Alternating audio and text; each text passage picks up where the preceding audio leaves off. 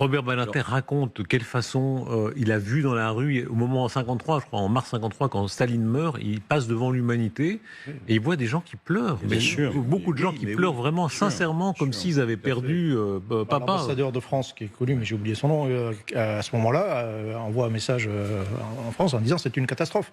La mort de Staline est une catastrophe. Ce pays a besoin d'un homme fort et on ne sait pas ce qui. On revient toujours sur ce thème. Il ne faut pas que la Russie s'effondre. Et donc, oui, on ne sait pas très bien ce qui va se passer. Ah oui, mais c'est un bon exemple, hein, parce que justement, l'homme fort est arrivé, c'est Beria, en fait, qui a remplacé Staline.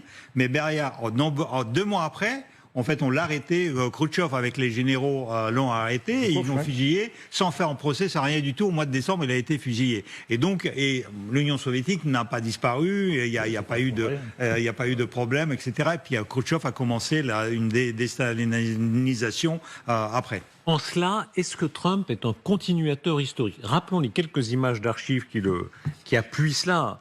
Roosevelt-Staline, on vient de le voir. Kennedy-Khrouchtchev. À chaque fois, l'idée que c'est le moment d'une détente, qu'une nouvelle page va s'écrire. Et Dieu sait s'il y avait des passifs aussi à l'époque. Nixon-Brejnev, avec la scène fameuse du champagne où il trinque, où il blague, vous vous rappelez, où Brejnev blague sur le fait que le champagne peut être empoisonné, enfin une espèce de fausse amitié. Et évidemment Reagan-Gorbatchev, mais c'était encore une autre époque. Est-ce que Trump est le continuateur de tout ça, d'une certaine manière ? Certainement pas au niveau de la qualité diplomatique et du niveau d'éducation qu'il faut pour avoir affaire à Staline, Khrouchtchev ou Brejnev. Cela dit, il y a quelques ressemblances. Et moi qui suis un spécialiste de l'Arctique, en fait, je dirais que la ressemblance, c'est d'essayer de jouer les Russes contre les Chinois.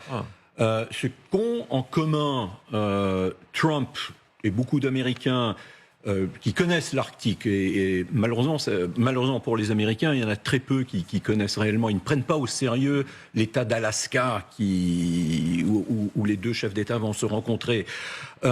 Contrairement aux Russes, qui connaissent très très bien leur dossier sur l'Arctique, mais Trump, heureusement pour les Américains, connaît un tout petit peu plus, est un peu plus conscient des enjeux. Regardez cette carte pour appuyer votre propos. Oui. C'est fascinant absolument ce que vous racontez. C'est à quel point, physiquement d'abord, cette discussion se passe par-dessus nos têtes en quelque sorte. C'est-à-dire c'est les deux voisins, les deux puissances, superpuissance pour les États-Unis, qui se croient superpuissance pour la Russie, et dans un lieu si important stratégiquement. Poutine et Trump se rencontrent au sommet du monde. Il y a une chose, puisque nous avons une carte, regardez-la bien, la ligne que vous voyez là, qui traverse de part en part, en gros en passant au large des côtes de la Russie, c'est pas grand-chose. L'Arctique est très petit, en fait, beaucoup plus petit qu'on ne le réalise.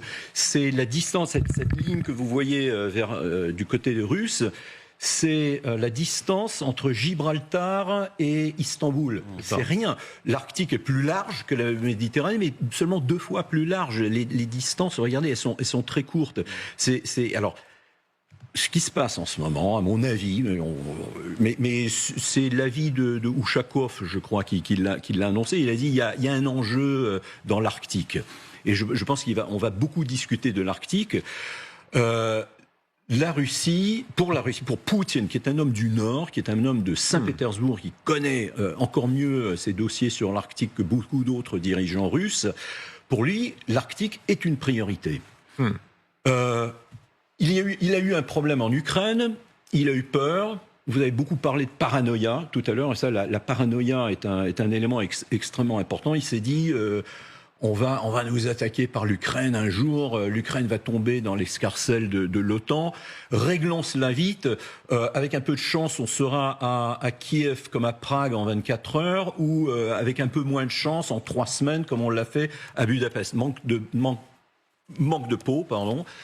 On en est à 3 ans et demi de guerre. Mais ça a enlevé, en fait, c'est un bâton dans les roues du vélo arctique, en fait. Est-ce que, à l'arrivée aujourd'hui,